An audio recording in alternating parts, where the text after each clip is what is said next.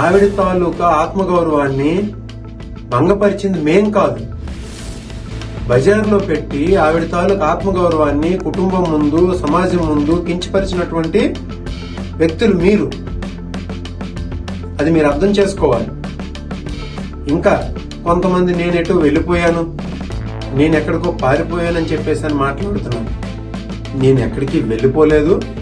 నేను శ్రీకాకుళం జిల్లాలోనే ఉన్నాను. నేను మీకు చెప్తున్నాను, కేసులకు భయపడిపోయే వాళ్ళం కాదు మేము. ఈ కేసులు ఏం కొత్త కాదు. ఈ కూటమి ప్రభుత్వం వచ్చిన తర్వాత గత 2 సంవత్సరాల నుండి జరుగుతున్న తంతే అది కదా. మా నాయకులందరి మీద పెడుతున్నటువంటి కేసులే అక్రమ కేసులు. ఎవరి మీద పెట్టలేదు, ఈ జిల్లాలో ఎవరి మీద పెట్టలేదు. ఇప్పుడు కూడా అప్పలరాజు గారు జైల్లోనే ఉన్నారు. సో వాటికి జడిసిపోయే వాళ్ళు ఎవరు కూడా వైసీపీ ప్రభుత్వంలో లేరు. కాకపోతే ఏంటంటే, మొన్న కేసు పెట్టినటువంటి 21 మందిలో 20 మంది, నేను కాకుండా ఇంకొక 20 మంది ఉన్నారు. వాళ్ళలో ఎంతో మంది ఇప్పుడు యూనివర్సిటీలో కూడా చదువుతున్నటువంటి విద్యార్థులు ఉన్నారు. జగన్మోహన్ రెడ్డి గారి అభిమానులు ఉన్నారు. అమాయకులైనటువంటి వాళ్ళు జగన్మోహన్ రెడ్డి గారి మీద అభిమానంతో ఆయన చూద్దామని చెప్పి అక్కడికి వచ్చిన వాళ్ళ మీద, అక్కడ లేనటువంటి వ్యక్తుల మీద, ఇంకా చెప్తున్నాను, ఢిల్లీలో ఉన్నటువంటి వ్యక్తి మీద, ఒక వ్యక్తి మీద, కోర్టులో తను అడ్వకేట్ గా ప్రాక్టీస్ చేస్తుంటే కోర్టులో ఉన్నటువంటి ఒక వ్యక్తి మీద, రిజిస్టర్ ఆఫీస్ లో డాక్యుమెంట్ రైటర్ గా పనిచేస్తున్న రిజిస్టర్ ఆఫీస్ లో ఆ రోజు ఉన్నటువంటి వ్యక్తి మీద, అంటే అక్కడ లేనటువంటి వ్యక్తుల మీద, ఇవి నేను ఆథరైజ్డ్ గా రేపు ప్రెస్ మీట్ పెట్టేసి మీకు చూపిస్తాను తర్వాత, వాళ్ళ మీద పెట్టారు.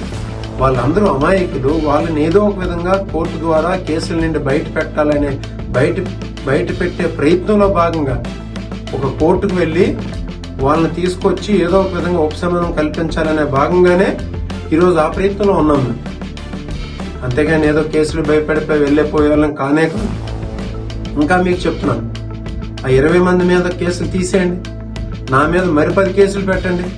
నేను గంటలో వచ్చి మీ ముందు నేను సరెండర్ అవుతాను. ఒక గంటలో నేను ఛాలెంజ్ చేస్తున్నాను. నేను ప్రభుత్వానికే ఛాలెంజ్ చేస్తున్నాను. నేను ఇది నిజమేది.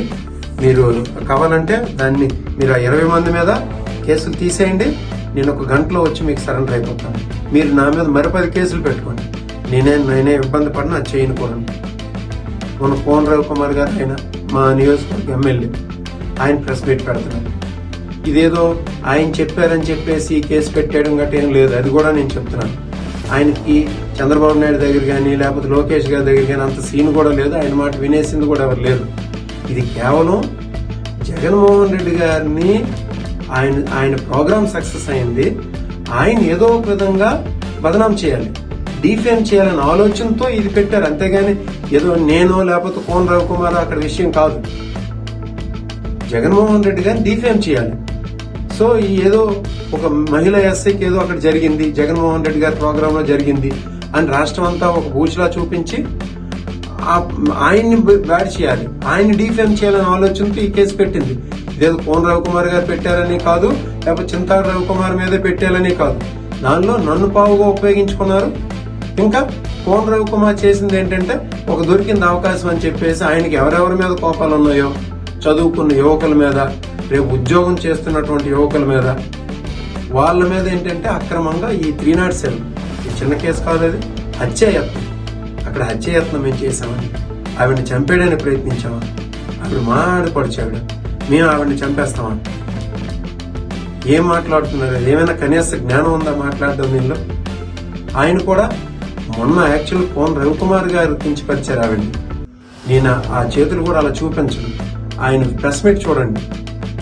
ఆవిడని, ఆ మహిళా ఎస్ఐ గారిని, ప్రవళిక మేడం గారిని ఆయన కించపరిచారు.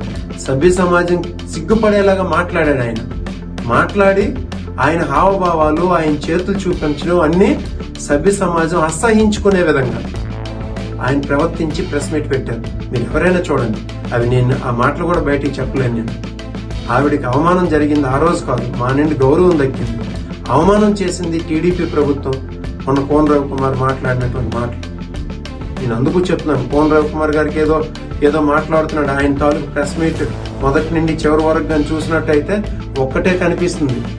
చింతాడు రవికుమార్ అనే వ్యక్తికి ఎందుకు జగన్మోహన్ రెడ్డి గారు ఇన్ఛార్జ్ ఇచ్చారు, మార్చకుండా ఉండుంటే బాగుండేది కదా అనే ఒక ఆక్రోశం, బాధ మాత్రమే కనిపిస్తుంది, కానీ ఇంకొకటేం కనిపించట్లేదు. నేను మళ్ళీ చెప్తున్నాను, మేము జగన్మోహన్ రెడ్డి గారి తాలూకు శిష్యులు, మేము జగన్మోహన్ రెడ్డి గారి తాలూకు అభిమానులు. మేము కేసులకు భయపడిపోం. మరి 10 కేసులు పెట్టినా మాకు ఇబ్బంది లేదు. మేము కేవలం చదువుకున్నటువంటి విద్యార్థుల మీద, యువకుల మీద అక్రమ కేసులు ఉండకూడదని చెప్పేసి ఈ ప్రయత్నం చేస్తున్నాం. మీరు పెట్టిన కేసులకి భయపడిపోం. మా నియోజకవర్గంలో ఉన్నటువంటి కేడర్ భయపడిపోరు. ధైర్యంగా నిలబడి వచ్చిన వాళ్ళు. మేము మీలా ఏదో మొన్న ఒక్క పిలుపుతో వేలాది మంది వచ్చారు అక్కడికి. మేము మీలా బస్సులు పెట్టి తరలిస్తే వచ్చిన వాళ్ళు కాదు, డబ్బులు ఇస్తే పిలిస్తే వచ్చిన వాళ్ళు కాదు. జగన్మోహన్ రెడ్డి గారితో అభిమానంతో వచ్చారు. నేను పిలిచేస్తే ఏదో వచ్చిన వాళ్ళు కూడా కాదు. వాళ్ళు జగన్మోహన్ రెడ్డి గారి మీద ఉన్నటువంటి అభిమానం అది. ఆ అభిమానంతో వేలాదిగా జనాలు అక్కడికి వచ్చారు. మన ఆమదాల వలస పాయింట్ అక్కడికి అది గుర్తుపెట్టుకోండి.